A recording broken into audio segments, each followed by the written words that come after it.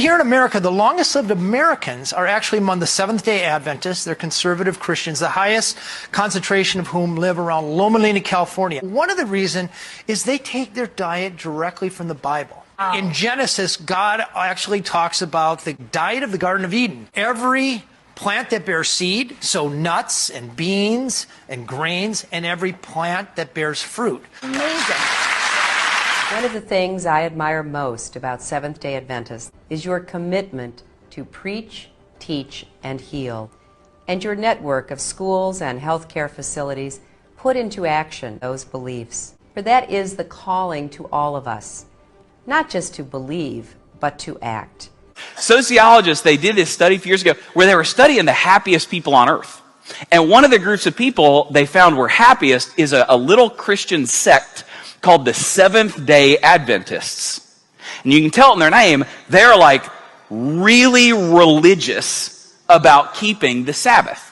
Now, not only were they some of the happiest people on earth, they on average live 11 years longer than the average American. May I just confess, all these years I thought the Sabbath was Sunday.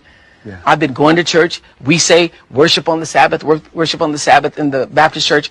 And you corrected me. You said, no, Sunday is the first day of the week. Sabbath is Friday sundown to Saturday sundown. That's right. I stand corrected. People are not saved based off their denomination. They're saved based off their belief and faith in Jesus Christ and their obedience to the truths that He's convicted their hearts of. But God has blessed the Seventh-day Adventist Church with a wealth of truth.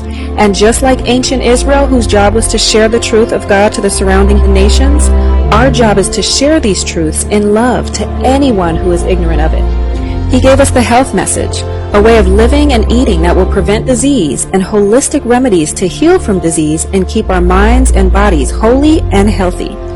He gave us the understanding of the three angels' messages of Revelation 14, the last warning to the world.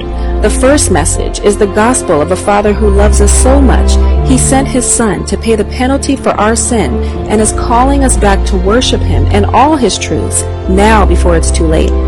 The second message is to bring awareness to Babylon. Like Babel, where the Tower of Babel stood, the churches that profess Jesus have become a melting pot of confusion and does not represent the holiness of God.